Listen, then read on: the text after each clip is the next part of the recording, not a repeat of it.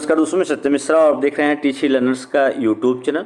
दोस्तों यहाँ पे बीपीएससी टीआई 3.0 का हिंदी प्रैक्टिस सेट नंबर 1 है, जो कि आपकी टीआई 3.0 के अलावा 4.0 और ये स्टेट परीक्षा के लिए भी उपयोगी है। ठीक है दोस्तों, चलिए यहाँ पे स्टार्ट करते हैं आज की क्लास का पहला प्रश्न। और वीडियो को लाइक शेयर सब्सक्राइब करना ना भूलिएगा दोस्तों। चलिए यहाँ पे हम चलते हैं पहले प्रश्न पे। और पहला प्रश्न यहाँ पे आपके सामने स्क्रीन पे आ चुका है कि स ध्वनि का उच्चारण स्थान क्या है। तालु है, दंत है, दंतालु है या मूर्धा है। तो स ध्वनि का उच्चारण स्थान क्या होता है? तो तालु होता है। तो स के अलावा कौन कौन से वर्ड ऐसे हैं जो कि तालु के अंतर्गत आते हैं? बता दें आप सभी को कि च, छ, ज, झ, य और स य जो होता है, यह वर्ड होता है, ये भी किसके अंतर्गत आता है? आपके तालु के अंतर्गत आता है। तो अब इसके अलावा दोस्तों आपको बताना चाहूँगा कि मूर्धा, दंत या दंतालु जो हैं, इनके बारे में भी यहाँ पे डिस्कस कर लेते हैं। चलिए यहाँ पे आगे चलते हैं। तो यहाँ पे ध्वनियाँ और वर्ग, ठीक है। तो कंठ ध्वनियाँ कौन सी होती हैं? तो जिनका उच्चारण स्थान कंठ होता है, कहने का मतलब जो कंठ से उच्चारित होते हैं, क, ख, ग, घ, अंगा, तो ये सभी क्या होते हैं दोस्तों? क वर्ग के अंतर्गत जो भी वर्ड आता है वो सभी क्या होते हैं? आपके कंठ ध्वनियाँ होती हैं। तो जिनका उच्चारण जो स्थान क्या होता है? कंठ होता है, वो सभी क्या होते हैं? कंठ ध्वनियाँ होती हैं। वही अगर हम बात करें तालव्य या तालु की, तो च वर्ग के अंतर्गत जो भी वर्ड आते हैं आपके च, छ, ज, झ, य, स और ये सभी क्या होते हैं? आपके तालु या तालव्य वर्ड होते हैं। जिनका उच्चारण स्थान तालु होता है वो सभी क्या होते हैं? आपके तालव्य ध्वनियाँ होते हैं। दोस्तों यहाँ पे आपका जो क्वेश्चन था उसका जवाब भी आपको यहाँ पे मिल गया होगा कि स वर्ड जो है वो किसके अंतर्गत आता है? च वर्ग के अंतर्गत आता है। और ध्वनि का उच्चारण स्थान क्या होता है? तालव्य होता है। तो वहीं हम बात करें अगर मूर्धन्य या मूर्धा ध्वनियों की, तो जिनका उच्चारण स्थान मूर्धा होता है, अर्थात ट वर्ग के अंतर्गत आने वाले सभी वर्ड क्या होते हैं? मूर्धा होते हैं। ट, ठ, ड, ढ और स वर्ड जो होता है ये भी क्या होते हैं? आपके मूर्धा के अंतर्गत आते हैं। चलिए आगे और ध्वनियाँ देखते हैं और उनका उच्चारण स्थान देखते हैं। चलिए यहाँ पे दोस्तों दंत ध्वनियाँ हैं, जिनका उच्चारण स्थान दंत होता है, अर्थात त वर्ग के अंतर्गत आने वाले सभी वर्ड क्या होते हैं? दंत ध्वनियाँ होते हैं। जैसे त, थ, द, ध, न और स, ये सभी क्या होते हैं दोस्तों? दंत ध्वनियों के अंतर्गत आते हैं। अगर वहीं ओष्ठ ध्वनियों की बात करें तो प वर्ग के अंतर्गत आने वाले सभी वर्ड क्या होते हैं? ओष्ठ होते हैं। जिनका उच्चारण स्थान क्या होता है? ओष्ठ होता है। तो प, फ, ब, भ, म ये सभी क्या होते हैं दोस्तों? आपकी ओष्ठ ध्वनियाँ होती हैं। तो चलिए अगले प्रश्न पे चलते हैं। प्रश्न संख्या नेक्स्ट आपके सामने स्क्रीन पे कि देवनागरी लिपि का सर्वप्रथम प्रयोग किस राज्य के शिलालेख में मिलता है? महाराष्ट्र, गुजरात, उत्तर प्रदेश या पंजाब। तो देवनागरी लिपि का सर्वप्रथम प्रयोग जो है गुजरात के नरेंद्र जयभट्ट के एक शिलालेख में मिलता है। तो कहाँ के? गुजरात के। तो इस प्रश्न का राइट जवाब दोस्तों यहाँ पे ऑप्शन नंबर सेकंड है कि देवनागरी लिपि का सर्वप्रथम जो है प्रयोग किस राज्य के शिलालेख में मिलता है। तो देवनागरी लिपि का सर्वप्रथम प्रयोग जो है गुजरात के नरेंद्र जयभट्ट के एक शिलालेख में मिलता है। 8वीं शताब्दी में राष्ट्रकूल नरेशों में भी यह लिपि प्रचलित थी और 9वीं शताब्दी में बड़ौदा के धुराज ने भी अपने राजादेश में इसी लिपि का प्रयोग जो है किया है। इस लिपि भारत के सर्वाधिक क्षेत्रों में प्रचलित है।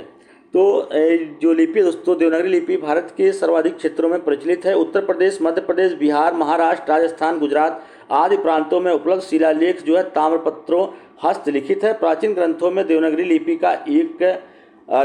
लिपि का सर्वाधिक प्रयोग जो है वो हुआ है। तो यहाँ पर दोस्तों आपको प्रश्न का जवाब जो है मिल गया होगा कि देवनागरी लिपि का सर्वप्रथम प्रयोग जो है किस राज्य के शिलालेख में मिलता है? तो गुजरात के शिलालेख में मिलता है। तो चलिए अगले प्रश्न पे चलते हैं। यहाँ पे प्रश्न संख्या नेक्स्ट है दोस्तों कि सत्यवती कथा की रचनाकार निम्नलिखित में से कौन है? चिंतामणि, बिहारी, ईश्वरदास या केशवदास। तो सत्यवती कथा की रचना जो है वो किसकी है? ईश्वरदास की है। तो इस प्रश्न का राइट जवाब दोस्तों यहाँ पे मिल गया है कि इस प्रश्न सत्यवती कथा की रचनाकार कौन है? ईश्वरदास हैं। तो अब ईश्वरदास के बारे में दोस्तों यहाँ पे जानते हैं कि इनकी जो रचना का जो वर्ष है, सत्यवती कथा जो है ये रचना का जो वर्ष है यहाँ पे बता दें आपको कि 1501 वर्ष जो है 1501 ईस्वी में, ईसा पूर्व या ईस्वी में इसकी रचना हुई थी। और पुस्तक दिल्ली के बादशाह सिकंदर शाह के समय में लिखी गई थी। यह पुस्तक जो है वो सिकंदर शाह के समय में इसको लिखा गया था। आचार्य रामचंद्र शुक्ल ने सत्यवती कथा को अवधि की सबसे पुरानी रचना मानते हैं। दोहे और दोहा और चौपाई छंद है, 5-5 चौपाइयाँ पर एक दोहा जो है इसमें लिखा गया है। तो यहाँ पे दोस्तों सत्यवती कथा के रचनाकार निम्नलिखित में से कौन से हैं? तो ईश्वर दास जो हैं सत्यवती कथा के रचनाकार हैं और 1501 ईस्वी में इसकी रचना की गई थी। तो इसके अलावा हम यहाँ पे बात कर लें चिंतामणि या केशव दास के द्वारा कौन सी रचनाएं लिखी गई, तो इसको भी आप जान लीजिए दोस्तों यहाँ पे कि जो चिंतामणि रचनाकार हैं उनकी रचना है कवि कुल कल्पतरु। इसके अलावा बिहारी हैं, बिहारी की रचना है बिहारी सतसई। वहीं केशव दास की रचनाएं हैं रामचंद्रिका और रसिक प्रिया। ये दोनों ही क्या हैं? केशव दास की रचना। क्योंकि पूछ लेता है बिहारी सतसई किसकी रचना है, तो बिहारी सतसई जो है बिहारी की रचना है। वहीं कवि कुल कल्पतरु किसकी रचना है, तो चिंतामणि त्रिपाठी की। रामचंद्रिका या रस प्रिया जो है वो किसकी है, तो केशव दास की रचना है। तो चलिए दोस्तों यहाँ पे अगले प्रश्न पे चलते हैं। सभी प्रश्न आपके TRE 3.0 और TRE 4.0 इसके अलावा यह स्टेट परीक्षा के लिए महत्वपूर्ण है। तो यहाँ पे अष्टछाप कवि मंडली का गठन जो है किसने किया था? अष्टछाप कवि मंडली जो है दोस्तों इसका गठन जो है किसके द्वारा यहाँ पे किया गया था? तो अष्टछाप कवि मंडली की स्थापना जो है गोस्वामी विट्ठल दास के द्वारा किया गया था। किसके द्वारा? गोस्वामी विट्ठल दास के द्वारा इसकी रचना की थी। उन्होंने अपने पिता वल्लभ के 84 शिष्यों में से 4 और अपने 252 शिष्यों में से 4 शिष्यों का चयन जो है यहाँ पे किया था। और इन 8 भक्त कवियों में से 4 वल्लभाचार्य के शिष्य थे। कौन कौन से? कुंभन दास, सूरदास, परमानंद दास और कृष्णदास। ये सभी क्या हैं? वल्लभाचार्य के शिष्य हैं। और अन्य 4 जो हैं गोस्वामी विट्ठल दास के शिष्य थे। गोस्वामी नंद दासो और छित्वा स्वामी और चतुर्भुज दास जो हैं ये सभी क्या हैं? ये गोस्वामी विट्ठल दास के शिष्य थे। तो अष्टछाप कवियों की मंडली जो है, अष्टछाप कवियों में दोस्तों कौन कौन शामिल थे? कुंभन दास, सूरदास, परमानंद दास और कृष्णदास। इसके अलावा गोस्वामी और नंदरासो और छित्वा स्वामी और चतुर्भुज दास जो हैं ये सभी अष्टछाप कवियों में शामिल थे। तो अष्टछाप कवि मंडली का गठन किसने किया था? गोस्वामी विट्ठल दास ने किया था। तो इस प्रश्न का राइट जवाब ऑप्शन नंबर 3 इसका राइट जवाब है। तो चलिए दोस्तों यहाँ पे अगले प्रश्न पे चलते हैं।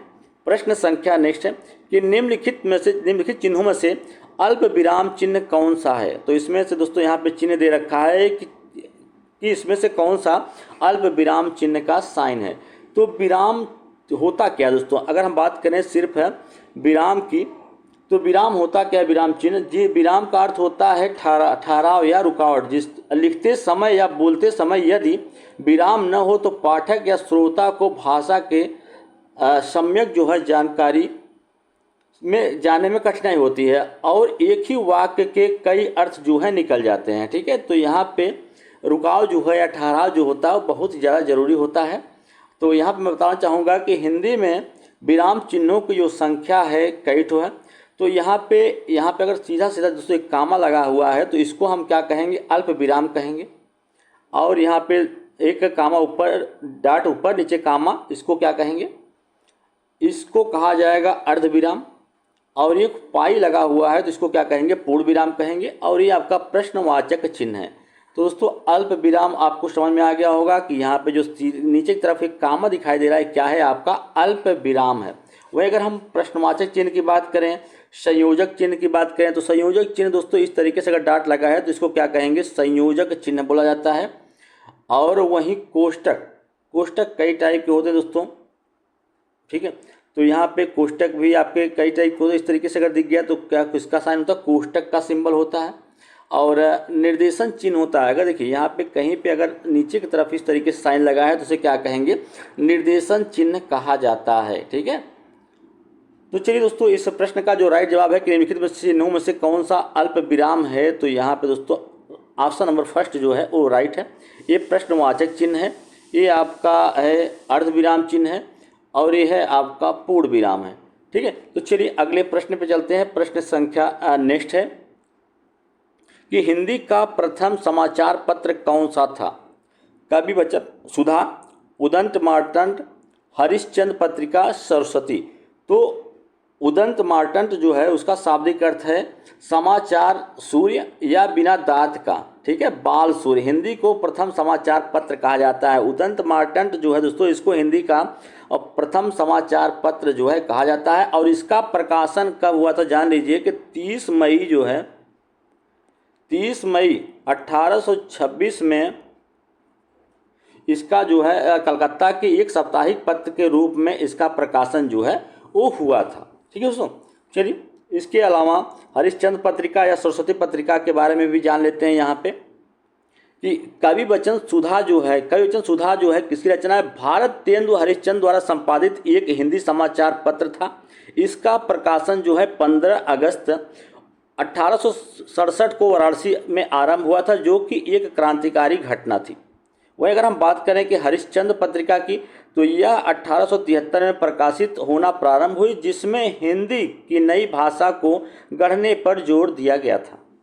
ठीक है, चलिए अगले प्रश्न यहाँ पे तो दोस्तों और जान लेते हैं कि सरस्वती जो पत्रिका है उसके बारे में, कि सरस्वती हिंदी साहित्य की प्रसिद्ध रूप सर्वगुण संपन्न या रूप गुण संपन्न प्रतिनिधि पत्रिका थी। इस पत्रिका का प्रकाशन जो है इंडियन प्रेस प्रयाग से सन 1900 ईस्वी के जनवरी मास में प्रारंभ हुआ था। तो यहाँ पर दोस्तों काफ़ी प्रश्न जो है आपके यहाँ से बन सकते हैं। ठीक है, कि सरस्वती पत्रिका जो है उसका संपादन कब हुआ था? तो 1900 ईस्वी में हुआ था। कहाँ से हुआ था? प्रयाग से हुआ था। और इस पत्रिका का प्रकाशन जो है किस प्रेस से हुआ था? तो इंडियन प्रेस से हुआ था। तो काफ़ी चीज़ें हैं। आगे प्रश्न पे चलते हैं। अगला प्रश्न यहाँ पे आपके सामने कि आशु शब्द क्या है? तत्सम है, तद्भव है, देशज है या इनमें से कोई नहीं? तो आशु शब्द क्या है दोस्तों? एक प्रकार का तद्भव शब्द है, क्योंकि यह संस्कृत से ज्यों का त्यों प्रयोग में न हो आकर विकृत रूप में प्रयोग किया गया। दोस्तों ये संस्कृत से अगर ज्यों में त्यों आता, अगर उसी तरीके से यूज होता तो तत्सम शब्द कहलाता है। इसमें थोड़ा परिवर्तन हुआ है, इस कारण क्या कहलाता है? तद्भव शब्द कहलाता है। तो इसके अलावा चलिए यहाँ पे हम तत्सम और तद्भव के बारे में बात कर लेते हैं कि तत्सम होता क्या है। तो संस्कृत भाषा के वे शब्द जो हिंदी में अपने वास्तविक रूप में प्रयुक्त होते हैं वो क्या कहलाते हैं? तत्सम शब्द कहलाते हैं। जैसे कवि हुआ, माता हुआ, विद्या हुआ और नदी हुआ, ये सभी क्या हैं? तत्सम शब्द हैं, क्योंकि संस्कृत भाषा के वे शब्द जो हिंदी में अपने वास्तविक रूप में प्रयुक्त होते हैं, जिस प्रकार से वो संस्कृत में थे उसी प्रकार से हिंदी में भी उनका प्रयोग जो है वो हो रहा है, तो क्या कहलाते हैं? तत्सम शब्द कहलाते हैं। वहीं अगर हम तद्भव शब्द की बात करें तो ऐसे शब्द जो संस्कृत और प्राकृत से विकृत होकर हिंदी में आए हैं तद्भव शब्द कहलाते हैं। जैसे संस्कृत में थे दुग्ध और हिंदी में आए तो दूध हो गया, हस्त थे तो हाथ हो गया और कुब्ज थे तो कुबड़ा हो गया। तो ये सभी क्या हैं? परिवर्तित हुए हैं। ठीक है, इस कारण क्या कहलाते हैं? तद्भव शब्द कहलाते हैं। चलिए दोस्तों अगले प्रश्न पे चलते हैं। प्रश्न संख्या नेक्स्ट है कि संविधान के किस अनुच्छेद के तहत हिंदी को संघ की राजभाषा घोषित किया गया है? अनुच्छेद 340, अनुच्छेद 343, अनुच्छेद 342, अनुच्छेद 341। तो यहाँ पे बताना है कि संविधान के किस अनुच्छेद के तहत जो है हिंदी को संघ की राजभाषा जो है घोषित किया गया है। तो संविधान के अनुच्छेद 343 में कहा गया है कि संघ की राजभाषा हिंदी और लिपि जो है वो देवनागरी होगी। क्या होगी? देवनागरी होगी। तो फिर यहाँ पे देवनागरी लिपि होगी। अतः भाषा और लिपि की पूरी व्याख्या जो है 343 संविधान के अनुच्छेद 343 में की गई है। तो इस प्रश्न का राइट जवाब ऑप्शन नंबर सेकंड हो जाएगा। चलिए अगले प्रश्न पे। प्रश्न संख्या नेक्स्ट है कि लेखक के में प्रत्यय शब्द, लेखक में जो है कौन सा प्रत्यय शब्द जुड़ा हुआ है? अक, क या अका या आक? तो बताना चाहूँगा दोस्तों कि लेखक में कौन सा प्रत्यय जुड़ा हुआ है? प्रत्यय वे शब्द होते हैं जो कि किसी शब्द के अंत में जोड़े जाते हैं, और उपसर्ग ऐसे शब्द जो कि किसी शब्द के शुरू में जुड़ के उसका अर्थ जो है परिवर्तित कर देते हैं। तो लेखक में कौन सा प्रत्यय जो है प्रयोग हुआ है? तो लेखक में यहाँ पे अक प्रत्यय जो है वो प्रयोग हुआ है। ठीक है, इसी तरीके से कुछ और प्रत्यय के बारे में यहाँ पे जान लेते हैं कि जैसे पठित हुआ या मानवीय हुआ या रमणी हुआ या घटना हुआ, तुलना हुआ, साप्ताहिक हुआ, इन सब में कौन कौन से प्रत्यय जो हैं जुड़े हैं। चलिए यहाँ पे पूरा लिस्ट आपको दिखा देते हैं पूरा कि लेखक में अक प्रत्यय, पाठक में अक प्रत्यय, कारक में अक प्रत्यय, गायक में जो है अक प्रत्यय लगा हुआ। वहीं अगर हम पठित की बात करें तो पठित में इत प्रत्यय, व्यथित में इत प्रत्यय, फलित में इत प्रत्यय, पुष्पित में इत प्रत्यय लगा हुआ है। मानवी में अयनी प्रत्यय, रमणी में अयनी प्रत्यय, पूजनी में अयनी प्रत्यय और सवर्णी में अनीय प्रत्यय लगा हुआ है। वहीं पंडिताई में आई प्रत्यय, ठकुराई में आई प्रत्यय, लड़ाई में आई प्रत्यय, चतुराई में आई प्रत्यय का प्रयोग हुआ है। वहीं घटना में बात करें तो अना प्रत्यय, तुलना में बात करें तो अना प्रत्यय, वेदना में अना प्रत्यय, साप्ताहिक में इक प्रत्यय, व्यक्तिक में इक प्रत्यय, राजनीतिक में इक प्रत्यय, आर्थिक में भी इक प्रत्यय का यूज हुआ है। तो सभी दोस्तों यहाँ पे जो प्रत्यय की लिस्ट यहाँ पे दी गई सभी महत्वपूर्ण है, एक बार इसको देख लीजिएगा, ठीक है।